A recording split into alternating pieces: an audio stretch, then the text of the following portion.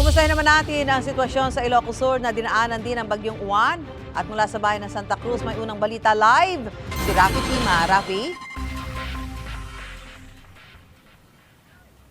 Susan, live tayo dito sa dalampasigan ng Santa Cruz sa Ilocos Sur kung saan nakita pa rin natin yung medyo naglalakyang mga alon habang papalayo itong si bagyong Uwan na nasa West Philippine Sea sa ngayon. Kagabi ay nakaranas din tayo ng malalakas na bugso ng hangin pero tumagal lang ito ng humigit kumulang 1 oras. Bagamat bumuhos din yung ulan, hindi ito yung inaasahang malakas at malawakang pag-ulan na pinaghandaan ng mga lokal na pamahalaan dito sa Ilocos Sur.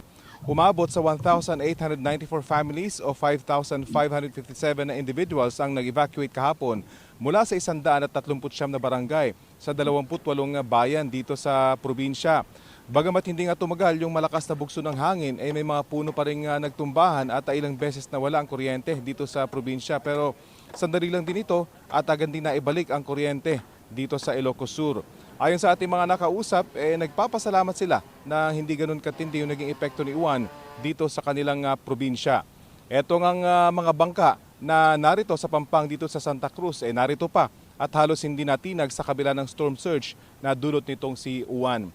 Gayunpaman, nananatili ang red alert status dito sa buong probinsya habang nagsasagawa ng damage assessment ang PDRRMO. Yan ang latest mula dito sa Ilocos Sur. Susan? Gusto mo bang mauna sa mga balita? Mag-subscribe na sa GMA Integrated News sa YouTube at tumutok sa unang balita.